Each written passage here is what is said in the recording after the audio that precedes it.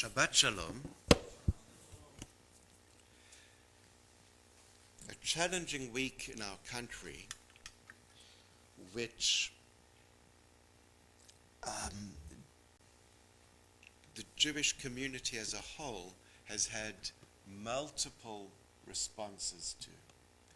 And while I spend a lot of my time, really, it occupies my thoughts a lot about how Jews seem to not be in the best place as far as being able to talk and listen to each other goes right now.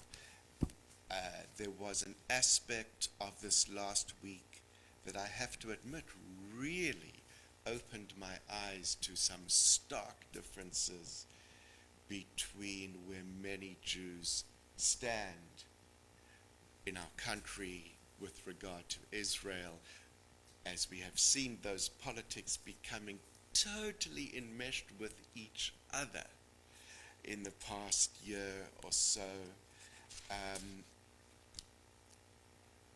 And I wanted to give what might feel like it's coming out of left field, just a bit of background about Jews' historical relationships with Christianity.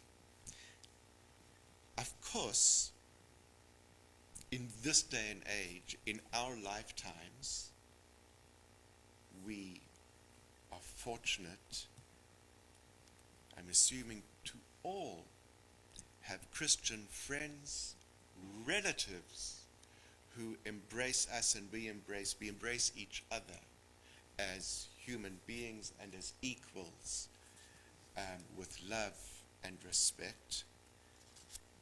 Those kind of relationships were not always possible. They didn't always exist. In the early days of Christianity, there was a sense, a deep conviction that their Messiah, in Greek, Christ, was not only going to return, but really would be coming back very soon. And very soon. Some of apparently early Christian writings, which I'm not all that familiar with, express the belief even in don't spend too much effort and time building and constructing and whatnot the earth, because the Messianic age is almost upon us and everything's going to be different. Life as we know it will be completely different. And a perplexing view for that emerging Christian world and that emerging was, what are the Jews still doing here? They've lost their temple. They've been exiled from their land once again. Like, it just makes no sense why they are still around and operating as Jews, and why they haven't possibly jumped on the bandwagon of emerging religions that saw themselves as growing out of, and very importantly, replacing Judaism as the early church saw its role, as replacing Judaism. They were the new Jews. They even had a new people, and they had to find some kind of explanation for what the older Jews and their Bible were still doing, why they were around.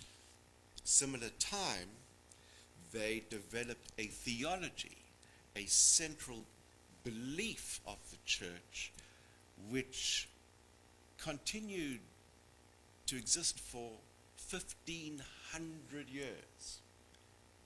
And that is that Jews killed Jesus. It has been gone since, 1965 or so? It's been gone for a blink of an eyelid relative to the whole history of Jews and Christianity. And so it's very, very recent, the experiences that Jews and Christians have today. So you have this early church trying to figure out why are they still around, also attaching blame to Jews for the ultimate sin, not just of murder, but of killing God. And as they wrestle with these issues about what to make of the Jews, what to do with them, St. Augustine comes up of the witness people.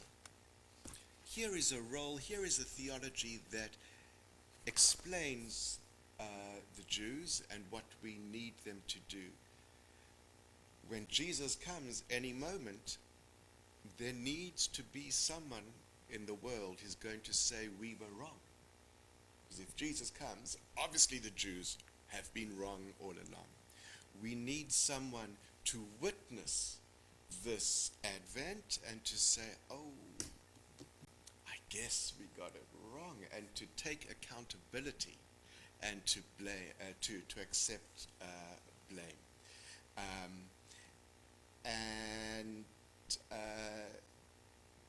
We know about the horrible history of Jews in Europe under the church. Certainly the history of Jews in Spain in 1492 became a whole lot worse once the Muslims were no longer, once Islam had been conquered by the church. While there was almost a sense of free reign on persecuting Jews throughout the centuries, there was even a sense, this concept of the Pope's Jews. The Pope protected 7,000 Jews, even up to the Second World War in Rome, so that in case all the Jews were actually exterminated, there should still be at least 7,000 Jews to bear witness when Jesus comes, to be able to say we were wrong and we accept the ultimate blame. The churchmen, I'm speaking very broadly about the church, and in particular this was Catholic theology, and Catholic Church has put this behind them. The church has moved on and said this is no longer our belief. The Vatican has an ambassador in Israel, Israel has the Vatican, etc. And the world has become a very, very different place in terms of of the church dismissing historical theology and moving into a very different place and embracing relationships with Jews and the Jewish world. The interesting thing is that as that has happened, parts of the Protestant world have picked up where the Catholic Church left off, and almost exactly around that time, 1948, the State of Israel is born, and in particular, in America, there is the birth of something called Christian Zionism amongst the evangelicals, who develop a theology that the creation of the State of Israel in 1948 is in accordance with biblical prophecy transmitted through the Old Testament. Now, you remember that the Christian church is reading Christianity into the Old Testament. The Old Testament becomes just further proof of Jesus for the church. They believe that the establishment of Jewish sovereignty is what is the ingathering of Israel, the bringing of all Jews to Israel in order, once again, to witness the arrival of Jesus is essential to the arrival of Jesus. Jesus will not come without Jews being in Israel and without there being a strong Jewish state in Israel. And so Christian Zionism is born and becomes this massively powerful thing. When I was a student at Brandeis in the mid-90s, I had a fellow student who had been an intern at the Jerusalem Post.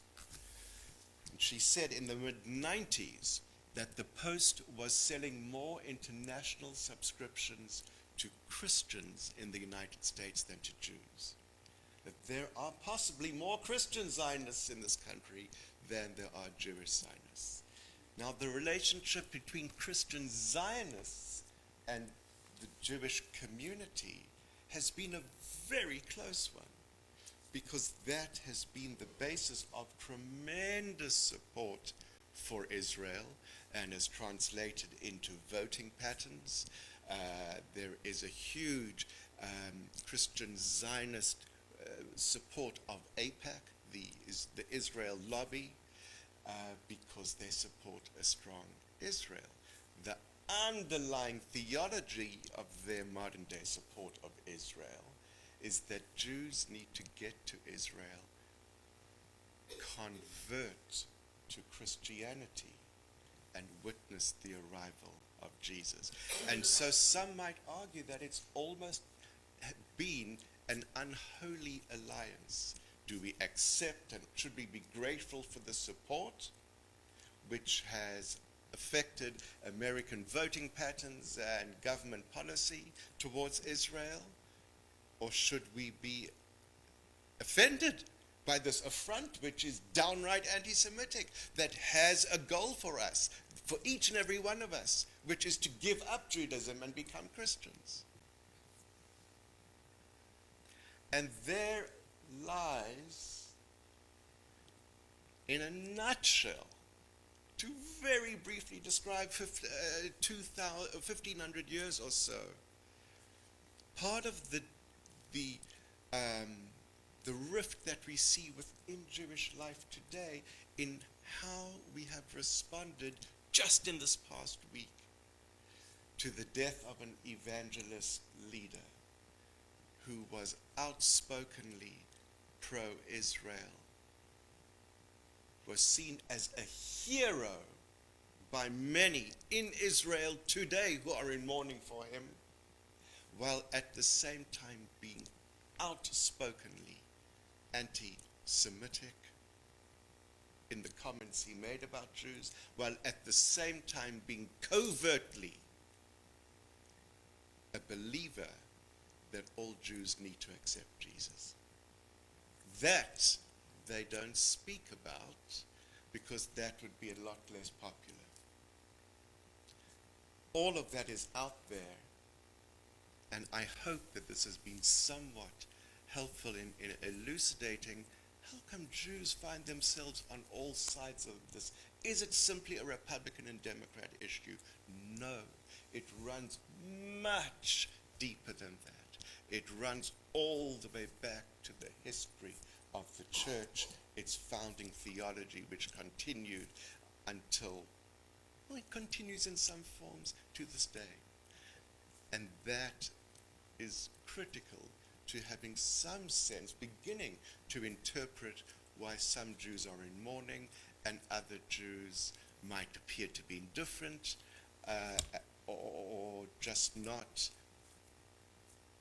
responding in the same way.